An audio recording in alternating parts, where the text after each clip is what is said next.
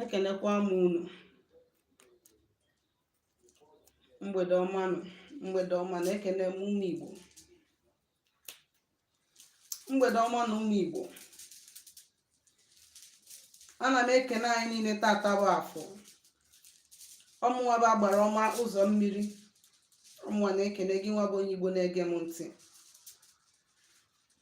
Ana m ekene wee na-asị ka afọ tata mara anyị mma. Ka afọ tata fọtara anyị ndụ, fọtara anyị udo, fọtara anyị mmeri. Ka afọ taa fọtara anyị agamniru, fọtara anyị dị mma. Ka afọ fọtara anyị ihe akụakụ na ihe enwe enwe. Ka afọ fọgboro anyị ndị iro, fọgboro anyị ndị ajọ mmụọ na ndị ajọ mmadụ. Ndewo na ụmụ Igbo, ekenekwa m unu.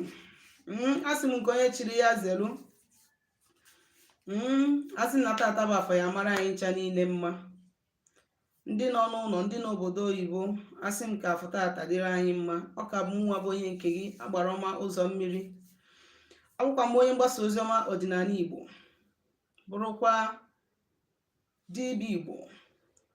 Akwụkwa m onye isi nchụaja na agbara ọma ọdịnala spiritual temple. Anyị na-agbasi afọ ike, anyị na-alụkwa n'ọrụ mmụọ dị iche iche. Anyị na-enyekwara ụmụ Igbo aka ịmara eziokwu gbasara ọdịnala, maka na ọdịnala bụ ụzọ ndụ n'ụzọ eziokwu. Ana m ekene gị nwa bụ onye Igbo na-ege m ntị, na-asị gị nnọọ. Ọ bụrụ na ọ tata wụ izizi gị sonyere anyị, ana m asị gị nnọọ, na-asị gị echefukwana binyere anyị aka ma gbasaa ozi anyị a ka o nwee ike wee lụọ ndị ikwu na ibe gị na ndị enyi gị, ka nwee ike wee keta ụka na mgbasa ozi ọma anyị nọ n'ime ya, bụ mgbasa ozi ọma ọdịnala. Ihe m bịara ka anyị negharịa anya bụ ihe gbasara foundational altars. Foundational altars and how it has taken effect in our various lives. Foundational altars and how they have destroyed most of our destiny, how they have hindered most of our success and breakthroughs because we have abandoned them. That is what Anya Kanjibia, so that we can look into this. Na mgbe gboo, ndị Igbo na-akụta mmụọ edebe n'ụlọ. Mgbe gboo, o nwere ngwuru ga-abụ ọ chọba nwa, ha chọba nwa, ọ bụ na nwa na-akọ ha, akụta mmụọ dosia ebe a nke a ga na-egbu anụ, ma ọ bụ na amụọ nwa nwoke egbuolu ya oke ọkpa, amụọ nwaanyị egbuolu ya nnekwu. Mgbe gboo, ndị a na-emegbu mmegbu n'ala Igbo na-agbakwara arụsị na-akụ ya mba. Akụ arụsị ahụ mba, ụfọdụ na-adọnatakwa arụsị ahụ ụlọ. Ha wee dọnata dị arụsị ụlọ, arụsị wee nọnyelu ha,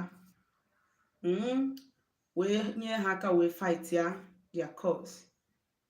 Mgbe gboo, mgbe a na-eme slave trading, ndị mmadụ na-eji akụnatacha mmụọ dị iche iche for protection, so that ka ọ na-emechi ndị ire anya, they will not see ya na ezinụlọ ya nakwa n'aka ndị ajọ mmụọ na ndị ajọ mmadụ. Mgbe gboo, nwere so many reasons eji akụnata mmụọ n'ụlọ. Enwere so many reasons eji eme erect altars mgbe gboo. Mgbe gboo nwere ike ọ bụrụ ndị azụrụ azụ, like ka ndị oyibo si kpọọ ya during the time of slave trade. Onwe ndị ọya bụ ekidnap ha ma azụọ ha azụọ, a na-akpagbu ha, ha agbakwuru arụsị wee dọọ arụsị ahụ na ngwuru, ọ na-protect ha, ọ na-enye ya ihe a na-achọ. Enwere so many, onwe ndị dọrọ mmụọ because of powers. Enwere ngwuru dọrọ mmụọ to be rich, to be wealthy. Enwere so many reasons ndị Igbo. And to be rich and to be wealthy aha bụrụ in money aspect, no. To be rich and to be wealthy in terms of farming. In terms of farming, ha ka ọrụ ha eme ọfụma. Japan of ya ma eju. So enwere so many reasons eji wee nwee many altars in different ngwuru dị n'ala Igbo. And like 80% of ngwuru dị n'ala Igbo nwere altars. Ha nwere mmụọ ha felo. Ha nwere mmụọ ha chukwabalụ.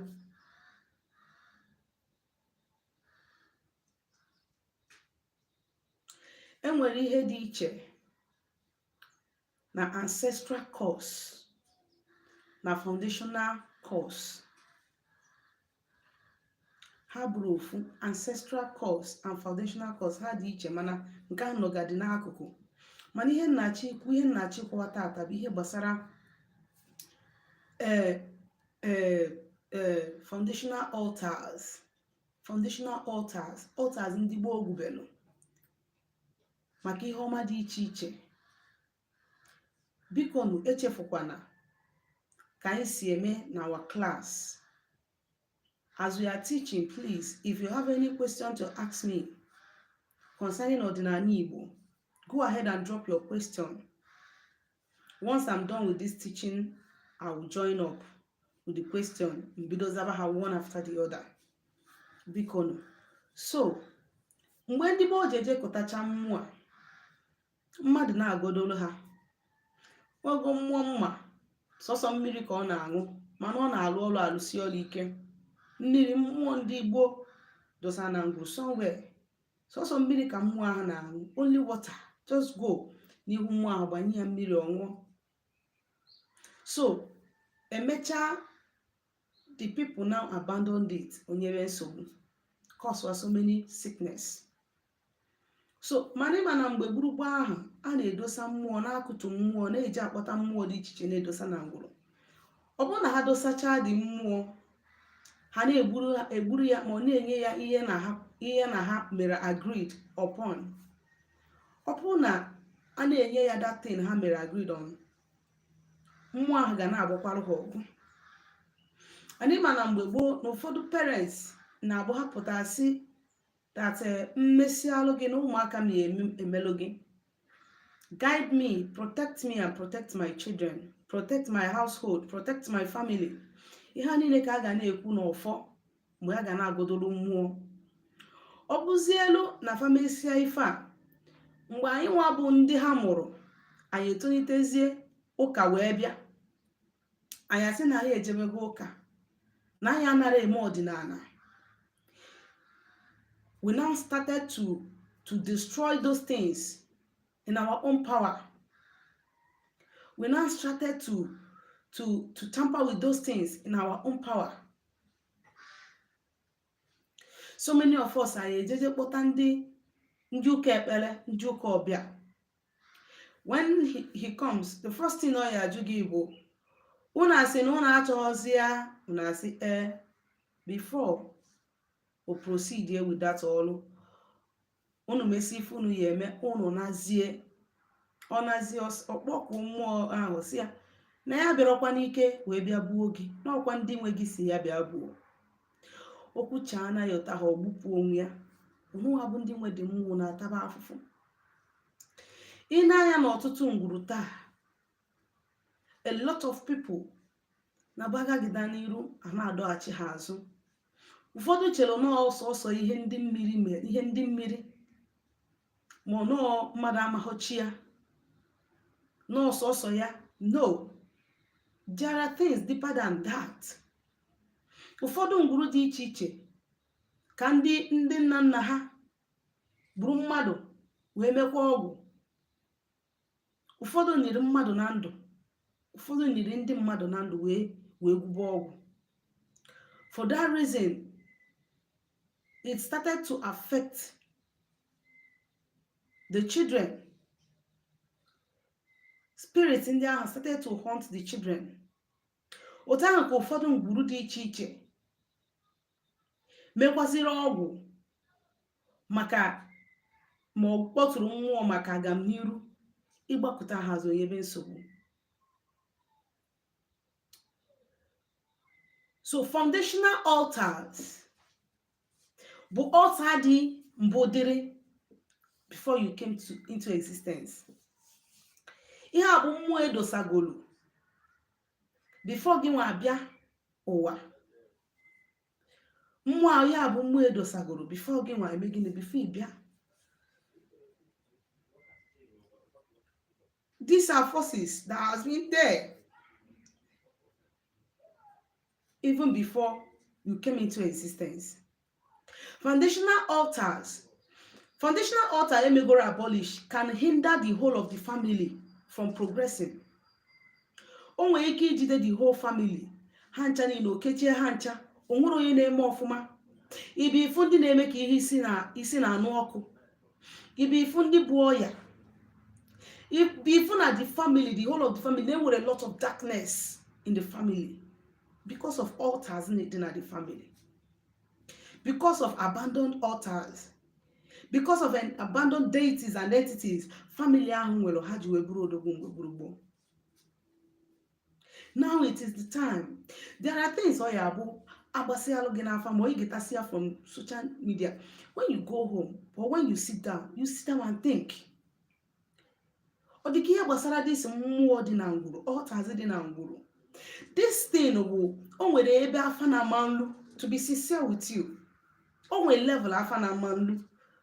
Afa nwere ike ịgwadebe gị si gị nekwa mmụọ efe na ngwuru bụ unu, nekwa onye felia last. Nekwa ife eji maka ya wee gube mmụọ no onwe ọzọ onye na-emekọrị ya. But there are still some things you need to know about that deity that Afa cannot tell you. You need to ask questions. There are some questions because some of our parents, today's parents, and you about the younger ones, it seems as if now the way I say reason that they don't reason. In this kind of situation, you need to pet your father. You don't need to pet your mother. In order to find out the truth, you have to ask with every seriousness you need. Because while on this journey, there are some facts and there are some connection you need in order to put through. And if you are not sure of what you are doing, we stay the reason why many people are suffering today is because of altars that they abandon in their families. It's because of powers from their father's house that they have been fighting against. And they have been fighting against these powers even before they became traditionalists. When they were in the church, they were fighting against these powers, binding and casting them, destroying forces. That they are destroying. They are only creating enmity between Onweha and Amua. They have done all this sort of thing. And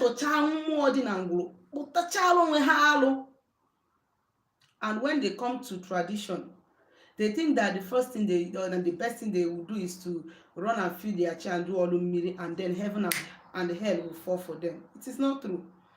And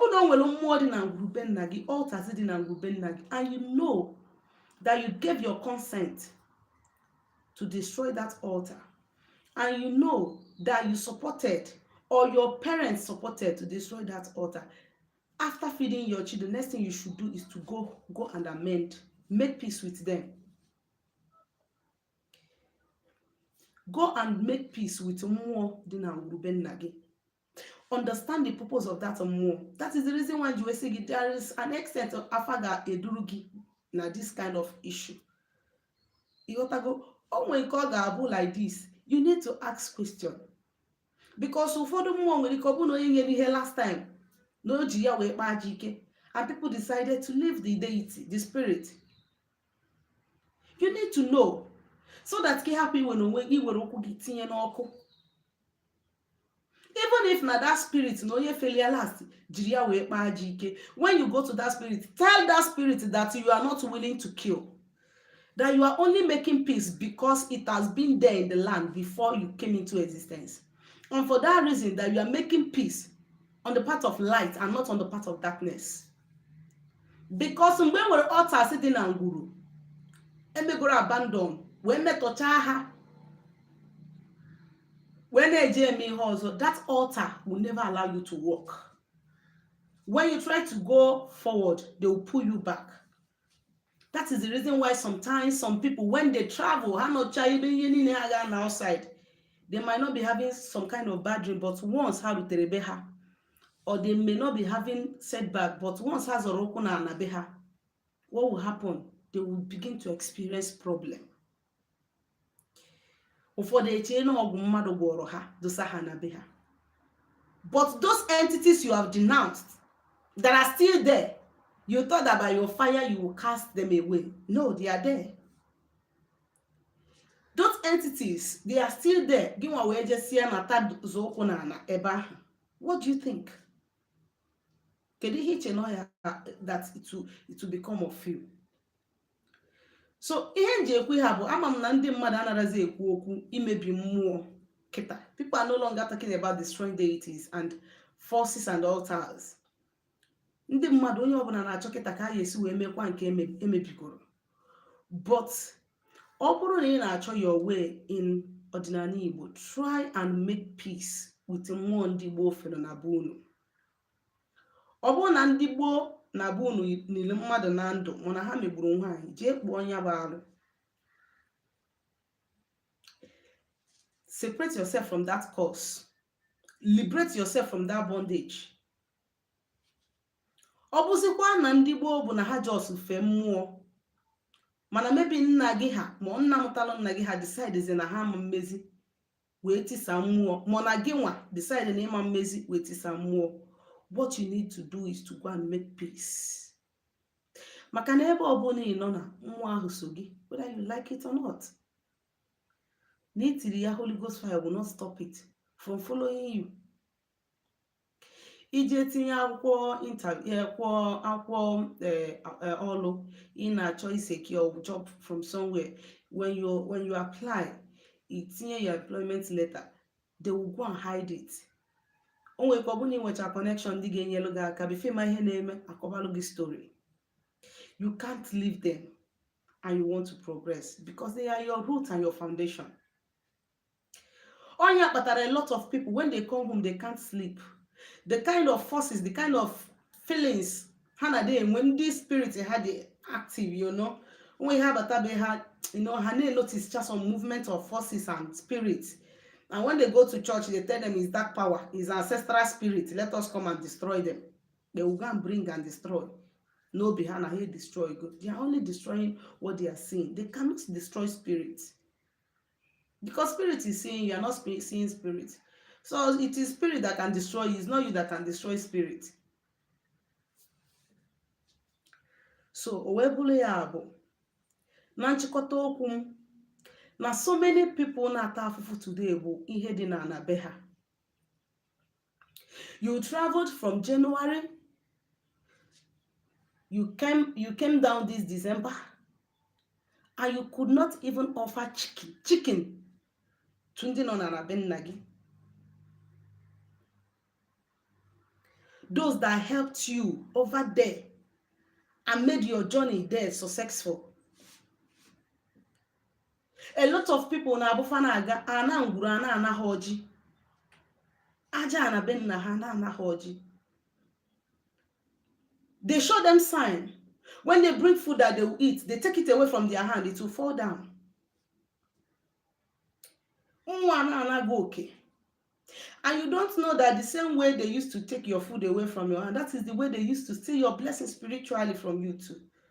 Because you are depriving them of their own honor and right.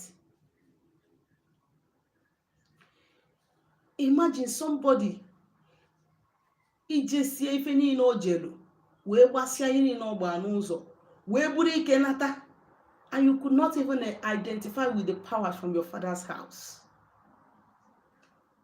I have seen a lot of people, their downfall will from there. I've forgotten so many people. They traveled, they could not even tell this kind of people, like one person I'm sure of, could not even tell his ancestors that he's traveling abroad. He traveled abroad, he made a lot of money, he came back, he was flexing. He never thought of, what about the powers from my father's house? People that went on this journey with me, he could not recognize them. Obasia Chakuchaku, he returned. For more than 2 years now, till now, this person cannot boast of 500,000 naira. If you don't even have 200,000, till today, his account here, they freeze it. They made sure he suffer. Ndị Igbo kwuru okwu sị na anụ gbanata na-echi ka abụ nta. Ndị Igbo kwuru okwu sị na nwata na-eje ije ọgwa ahụ nna ya, ọ natawa okwu kpọọ ya, ya kwụkwa na nna ya. Many of of the things we neglect and we go for ọgwụ. They are the key things we need. See, I am not condemning ọgwụ in a way, mana nwere ka o si wee gbara aja na ọgwụ. Aja na ọgwụ abụrụ nwanne, and ọgwụ dị n'ụdị n'ụdị. And before you must do ọgwụ alụ ọrụ gị ọrụ, unless ma ọ na mmụọ ofe gị bụ mmụọ na-aṅụ akamụ. Mana ọ bụ na mgbe ezigbo mmụọ so gị, before igwe ọgwụ ife atọ na mmụọ gị ya anabata ọgwụ, before ọgwụ alụ ọrụ, ị ga-additionally settle go mmụọ, settle up powers and forces. Ọgwụ bụ a kind of awele isi ụzọ ka ụzọ mepezie. Ọgwụ is an enhancer. Mana ndị bụ ndị ya arụrụ gị ọrụ bụ mmụọ ndị a sị gị chukwa. Ndị a bụ ndị ka ga-agba gị otu. So ihe na-achọ ịkọwa bụ na ọ dị nnukwuta mkpa na ijesia bifo ijebe ka ọrụ ndị nọ n'ala be nna gị, bifo ịpụwa njem ka ọrụ ndị nọ n'ala, ndị na-afụ na ife afụ na mmụọ, ndị bụ mmụọ, ka ọrụ ha maka njem gị, ijesie nata kọkwalụ ha maka njem gị ka inwe ike na-enwe awele n'ụzọ. Because these people can even be the one to set that trap for you. Because you went for the first time, they have been there for you, protecting you, giving you all that you wanted. You came back, you could not even recognize them. Just like when somebody labor for you, you cannot even recognize when you labor. Tomorrow, will that person come for you? When you have self, you get me check it out for you, make it out. Biko ọgwụgwọ nke ọra m n'ọnụ. Asị bụ onye nwere ajụjụ ya ajụ, ọ bụ gbasara ihe m na-akụzi taa, ihe ọ bụla gbasara ọdịnala Igbo ya jụọ m. But till now I have not gotten any question. So mma abịa ka anyị butuo ya ebe a. Ya gazienụ.